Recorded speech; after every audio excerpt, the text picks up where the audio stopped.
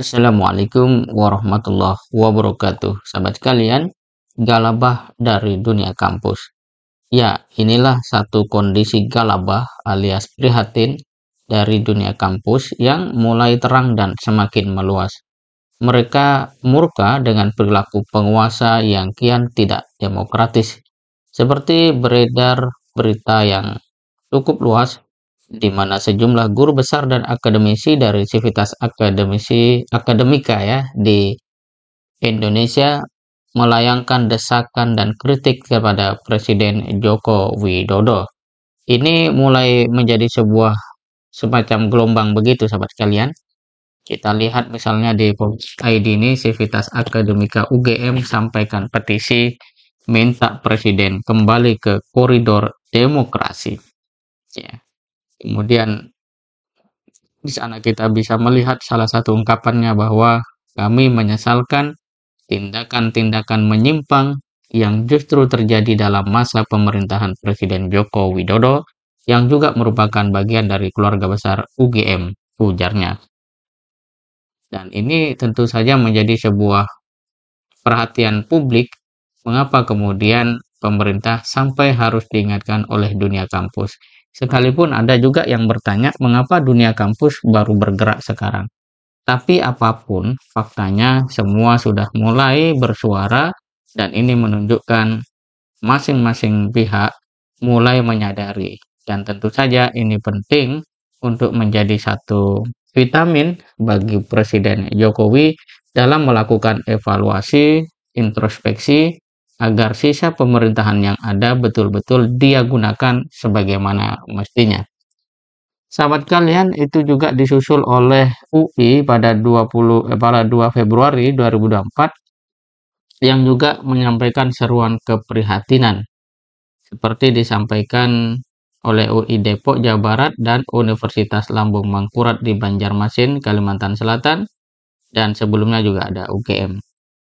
Ada ungkapan di situ dari Harkristuti, Ketua Dewan Guru Besar UI, negeri kami tampak kehilangan kemudi akibat kecurangan dalam perebutan kuasa, nihil etika, menggerus keluhuran budaya serta kesejatian bangsa.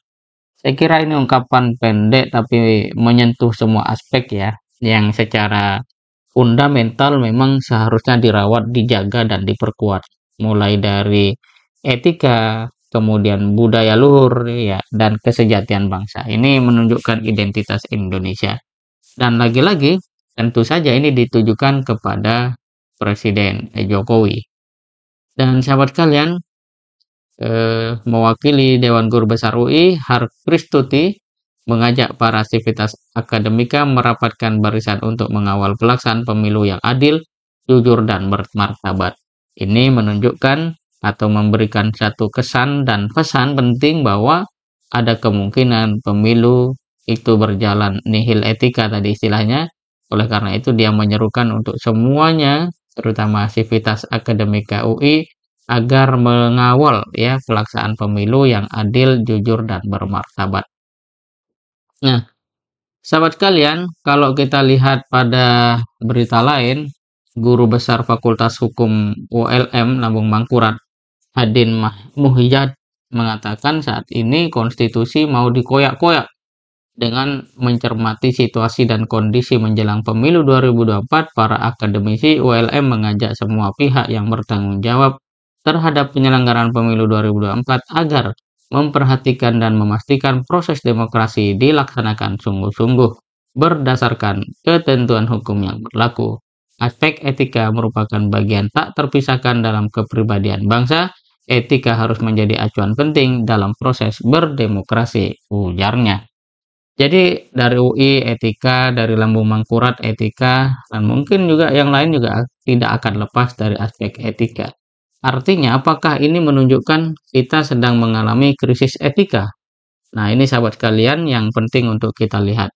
Dan bagi kita sendiri secara langsung adalah apa hakikat yang bisa kita ambil ya, hakikat yang bisa kita temukan dari fakta-fakta ini. Tentu saja suasana hati yang galabah itu muncul tidak dengan sendirinya. Ada sebab yang melatari. Mungkin kita sudah sama-sama tahu itu adalah tentang etika itu sendiri. Karena seperti api yang membakar sebuah gedung atau mobil, tidak mungkin tanpa sebuah sebab. Ada gejala-gejala dan faktor-faktor yang mendukung suara atau kebakaran itu terjadi. Jadi, suara lara dalam hati guru besar adalah respon dari buruknya perilaku orang yang seharusnya terdepan dalam keteladanan, komitmen dalam kesejatian bangsa, dan penerapan nilai-nilai luhur Indonesia. Nah, sahabat kalian, mengingat Indonesia ini seperti bahtera besar yang tidak boleh tenggelam, maka para guru besar bersuara itu merupakan satu bentuk keprihatinan yang mesti ketika telah disuarakan menjadi renungan yang mendalam bagi pemerintahan. Nah, bukankah dahulu ada Soeharto yang terjungkal karena panjangnya berkuasa dengan catatan arogansi? Bukankah sebelum ini juga Soekarno juga terlempar dari kekuasaan karena sikap dan manuver politiknya yang berlebihan? Jadi suara bertarak dari dunia kampus ini mesti benar-benar disikapi secara dewasa, bijaksana, dan penuh tanggung jawab. Sayangnya Presiden Jokowi hanya memberikan respon bahwa itu adalah hak demokrasi, siapa saja boleh berbicara. Tapi itu juga hak Presiden Jokowi untuk merespon seperti apa. Namun, kita bisa tangkap bahwa Indonesia harus terus berlayar. Ibarat bahtera, Indonesia tidak boleh bocor, apalagi tenggelam di tengah samudera. Dan suasana gundah para guru besar dari kampus itu tentu saja memiliki tujuan agar bagaimana bahtera bernama Indonesia ini tetap berlayar. Dan tentu saja agar bisa terus berlayar dengan baik, maka perbaikan mesti dilakukan, termasuk mengingatkan nahkoda, jangan ugal-ugalan menjalankan kemudi ya. Kemudian juga suara itu dari guru besar itu juga penting menjadikan seluruh penumpang bahtera, artinya kita semua rakyat Indonesia tahu dan sadar bahwa kita tidak boleh tenggelam, apalagi karena ulah seorang nahkoda yang semestinya bisa kita ingatkan. Nah, sahabat kalian, dari suara dunia kampus itu kita berharap penguasa semakin insaf bahwa mereka harus tunduk pada kebenaran, jangan mati-matian mempertahankan kesalahan hanya karena punya kekuatan. Sebab kita lihat dalam kehidupan sehari-hari, seterik-teriknya mentari, ia akan terbenam juga. Lalu, apa alasannya manusia tidak mau mendengar dan mengindahkan peringatan?